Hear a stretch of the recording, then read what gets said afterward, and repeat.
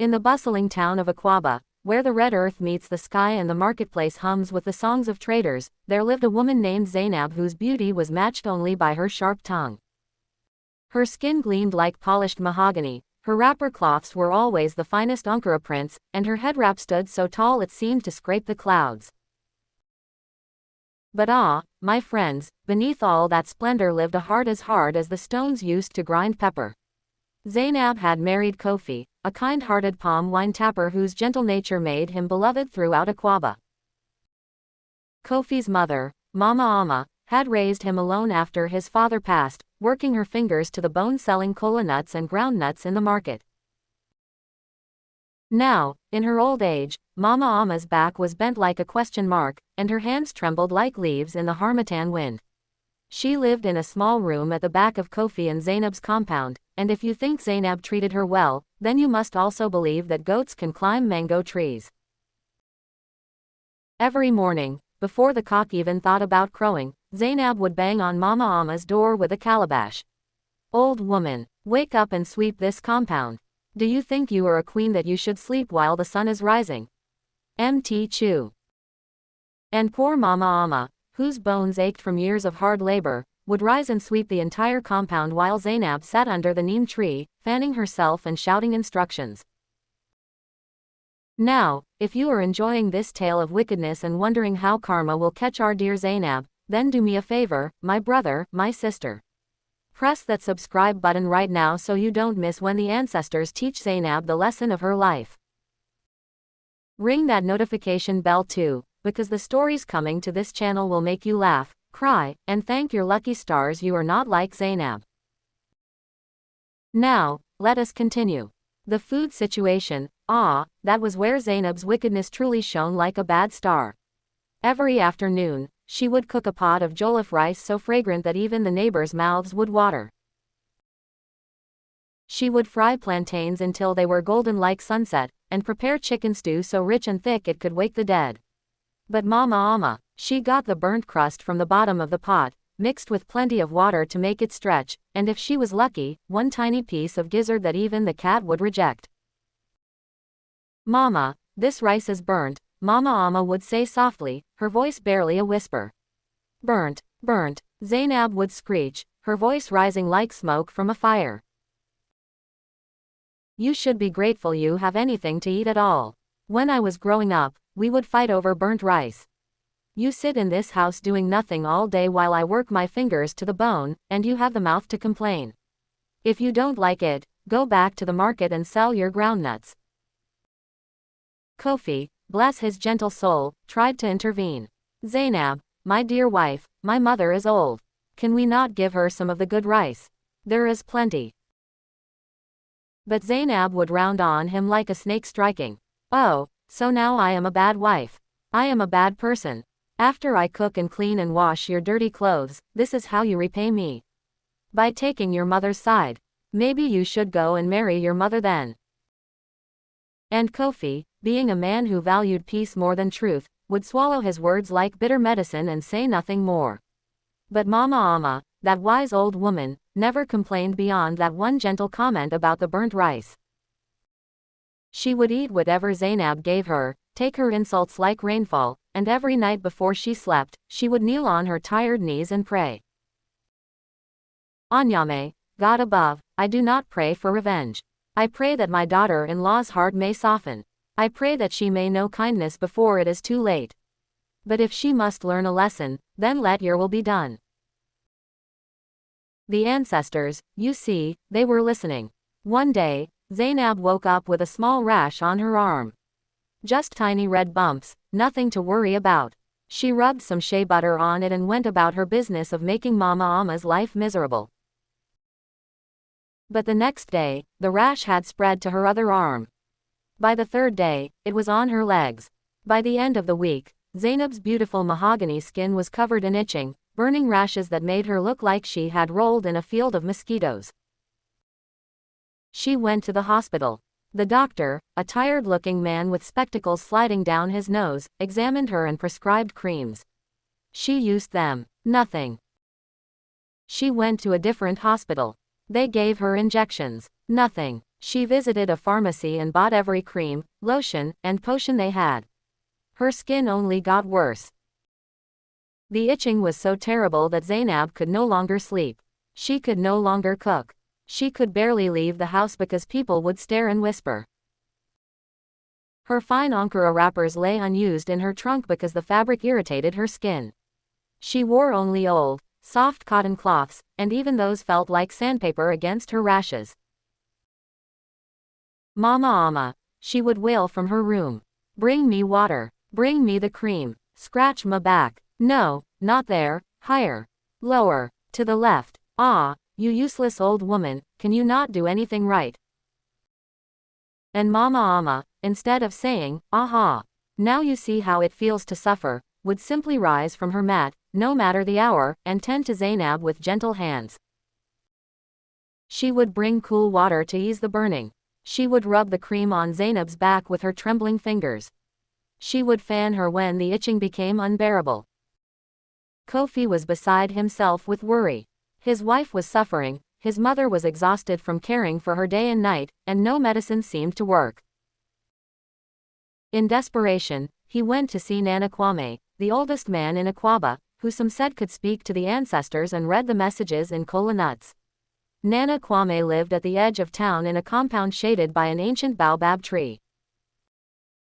He was so old that nobody remembered his actual age, and his white hair sprouted from his head like cotton wool. He listened to Kofi's story while tossing kola nuts on a woven mat, his eyes closed, humming a tune that seemed older than time itself. Finally, he opened his eyes and fixed Kofi with a stare that seemed to see through walls. Your wife's sickness is not of the body, my son. It is of the spirit. She has poisoned her own life with bitterness, and now that poison is showing on her skin. There is only one cure. Anything, Nana, Kofi said, leaning forward. Tell me what she must do. She must drink the bitter soup. Kofi blinked. Bitter soup. That is all. What kind of soup?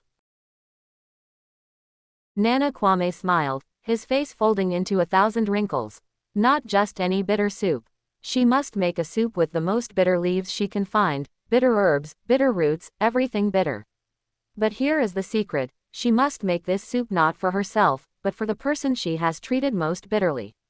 She must serve it with her own hands, with genuine care in her heart. Only when that person drinks the soup and says it is sweet, only then will her skin be healed.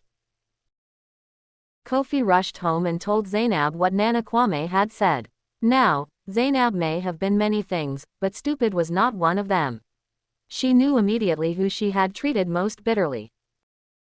Her heart sank like a stone in water. Mama Amma, she whispered, her voice hoarse from nights of scratching and crying. I must make soup for Mama Amma. That is what Nana Kwame said, Kofi replied, watching his wife's face carefully. Zainab wanted to argue, to rage, to refuse. But when she looked down at her arms, covered in angry red rashes that wept and itched and burned, when she thought of another sleepless night of torment, pride seemed like a luxury she could no longer afford. The next morning, Zainab dragged herself from her mat. Every movement hurt, but she made her way to the kitchen. She had not cooked in weeks, and the kitchen felt strange to her now, like a room in someone else's house. She gathered the ingredients, bitter leaf, unripe plantain, bitter herbs that local healers used, roots that made your tongue curl, everything that would make the soup taste like punishment itself. As she cooked, something strange happened. Maybe it was the pain, maybe it was the exhaustion, maybe it was the ancestors whispering in her ear, but Zainab began to remember. She remembered Mama Amma's gentle hands tending to her rashes in the middle of the night.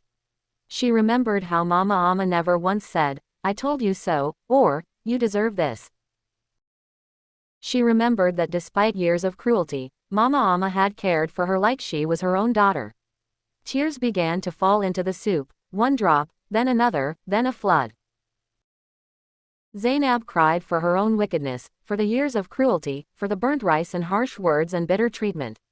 Her tears fell into the bitter soup, and somehow, something in that soup began to change. When the soup was ready, Zainab carried it with shaking hands to Mama Amma's room. The old woman was sitting on her mat, her fingers working at mending one of Kofi's old shirts. She looked up in surprise when Zainab entered. "Mama," Zainab said, and her voice broke. "I have made you soup." Mama Amma's eyes widened. In all the years she had lived in this compound, Zainab had never, not once, cooked anything specifically for her. Zainab knelt down, her painful rashes screaming in protest, but she did not care. She placed the bowl in front of Mama Amma. "Please, Mama, I am so sorry. For everything. For every burnt crust, for every harsh word, for every pain I caused you. I know this soup is bitter, just as I have been bitter. But I made it with my own hands for you, and I am begging you, please drink it." Mama Amma looked at the soup, then at Zainab's tear-stained face, then at the angry rashes covering her daughter-in-law's skin. Her old heart, which had endured so much, finally understood what the ancestors were doing. This was not just about healing skin. This was about healing a soul. She took the bowl with both hands and brought it to her lips. The first sip was indeed bitter, so bitter that it should have made her spit it out. But Mama Amma tasted something else in that soup, something that no herb or leaf could create. She tasted regret. She tasted humility. She tasted the salt of genuine tears and the beginning of change. She took another sip, then another, drinking slowly, deliberately. When she finally lowered the bowl, she looked at Zainab and said, "My daughter, this is the sweetest soup I have ever tasted." The moment those words left Mama Amma's mouth, Zainab felt a coolness spread across her skin like a gentle rain. She looked down at her arms and watched, her mouth falling open in wonder, as the rashes began to fade. The red angry welts smoothed, the itching stopped, and her beautiful mahogany skin returned, clear and perfect as if the rashes had never existed. But something else had changed too. Something deeper. Zainab felt as if a heavy stone had been lifted from her chest, a stone she had been carrying for so long she had forgotten it was there. She felt lighter, freer, and when she looked at Mama Amma, she saw not a burden or an inconvenience, but a woman who had loved her son enough to raise him right, who had endured cruelty with grace, who had chosen kindness even when she had every right to choose bitterness. "Mama," Zainab whispered, and then she could not hold back any more. She threw herself into Mama Amma's arms and wept like a child, all the tears she had held back for years, all the hardness melting away like shea butter in the sun. Mama Amma held her and rocked her gently, humming the same lullaby she used to sing to Kofi when he was a baby. There, my daughter. The ancestors have given us both a gift today. You are healed, and I have gained a true daughter at last." From that day forward, everything changed in that compound. Zainab cooked meals that Mama Amma shared equally, and she made sure the old woman got the choicest pieces of meat. She moved Mama Amma from the small back room to a larger, more comfortable room in the main house. She bought her soft wrappers and comfortable shoes. But more than any material thing, she gave Mama Amma something that had been missing for years: respect, love, and genuine care. The neighbors noticed the change and whispered among themselves. Some said it was medicine. Some said it was magic. But those who were wise knew the truth: karma is a patient teacher, and the lessons it teaches last a lifetime. Kofi watched his wife and mother laughing together in the kitchen one evening, Zainab learning from Mama Amma how to make the perfect palm nut soup, and his heart was so full he thought it might burst. His home, which had been a battlefield, had become a sanctuary. His two most beloved women, who had been enemies, had become true family. As for Zainab, she never forgot the bitter soup that taught her sweetness. She became known throughout Akwaaba not for her sharp tongue, but for her kindness, especially to the elderly. And whenever a young woman in the market would complain about her mother-in-law, Zainab would smile, touch her arm gently, and say, "Let me tell you a story about a bitter soup that changed my life." And that, my brothers and sisters, is how karma works in our lives. It does not always strike with lightning. Sometimes it comes as a rash that will not heal, a pain that will not stop, a restlessness that will not end, until we learn the lesson we need to learn. Treat others with kindness, especially those who cannot defend themselves, because the ancestors are always watching, and they have a way of balancing the scales that is more creative than any revenge we could imagine. Mama Amma lived many more years, comfortable and loved, surrounded by grandchildren who Zainab made sure knew and respected their grandmother. And when she finally closed her eyes for the last time, she did so with a smile on her face, knowing that her prayers had been answered in ways more beautiful than she could have imagined. As for the bitter soup, well, some say that recipe was never written down, and it does not need to be because the real ingredients, humility, genuine remorse, tears of transformation, and unconditional forgiveness, these cannot be measured in cups or spoons. They can only be measured in the change of a heart.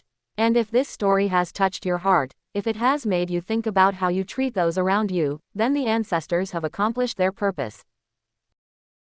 Remember to subscribe to this channel so we can share more wisdom from our elders, more stories that teach us how to live better lives, and more tales that remind us that in the end, we all reap what we sow. May you sow kindness, and may you reap joy. Ash. Amen. So shall it be.